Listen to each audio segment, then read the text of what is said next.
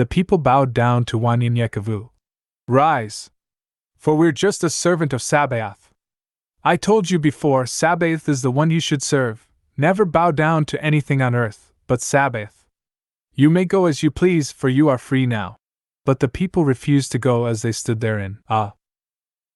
85 men and including 16 prostitutes, plus Wanyanyekavu and his warriors, made 111. Obe whispered to Wanyanyekavu, "How are we going to feed all these people? And we definitely can't walk through the desert with all of them." Wanyanyekavu stood there for a minute and asked the people, "What is it you want from me?" Many stood up. "We will follow you wherever you go."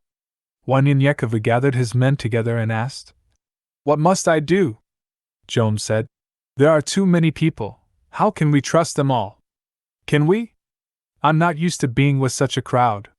Jonathan agreed. "It was supposed to have been just Joam and myself. Now look at us. Damn near a football team. With all these motherfuckers. We will be a nation." Wanyanyekavu agreed. "I will speak to them individually and see where their heart lies, but what of the rest?" Daniel said quickly, "Kill them." Everyone was surprised and looked at Daniel. However, Obe agreed with Daniel. Daniel then said, "What, are we going to keep fighting the same people repeatedly? Remember, there is a bounty on our heads." Wanyanyekavu turned to the crowd. "I will speak with my people, and we will talk about what to do. Please make camp, find food, and rest for starting tomorrow morning. I will speak to you one-on-one about this matter." Wanyanyekavu and his warriors pitched their camp just a little way off from the rest while they had a meeting. Wanyanyekavu said, "I don't know what questions to ask to see if they are loyal or deceivers." Obe interrupted. "That's simple. Good is good, and evil is evil. My question is, how are we supposed to manage all these people?" Wanyanyekavu said, "That's simple. There are 10 of us. Each man will have his own band of men. We were warriors. Now, we are an army." Obed said, "Okay, well, the questions should be directed to where their loyalty is and why they want to join us. Where is their family? Why were they here with the Abenian? And what were his or her duties?" Wanyanyekavu asked again, "What must we do with those who do not pass our test?" Everyone looked at Daniel again, and they all said in agreement, "Yes, they must die." And Daniel continued, "Or else they would run back and tell of our location and come after us, like those dudes that came after you and Obe and even the others you talked about." Wanyanyekavu, knowing he were telling the truth, stood up. "It is so?" Then he turned to Daniel. "Daniel, I will need you to take good notes as I interview each and every one."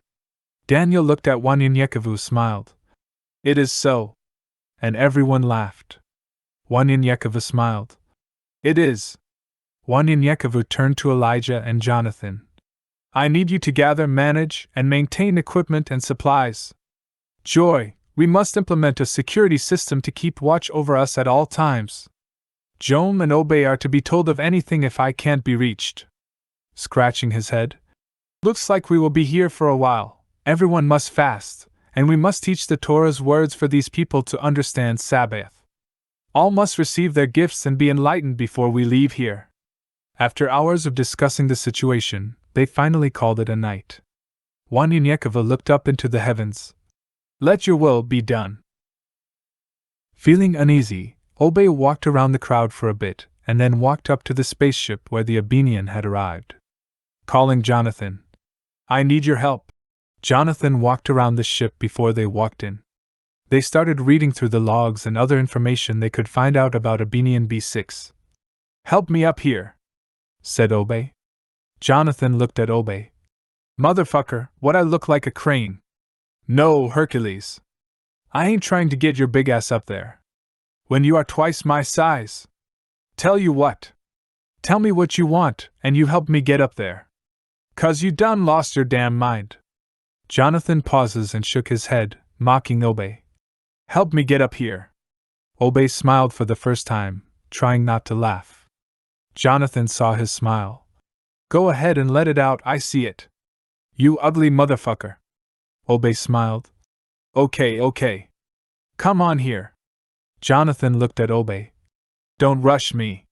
Helping Jonathan up on a small ledge. Jonathan let out a burst. AQ1! Here's that name again. AQ1 and this B6 motherfucker got business together. He understands most of it, but gathered it all and wrapped them up in a large cloth map, and they returned to their campsite, staying up all night reading and studying the information.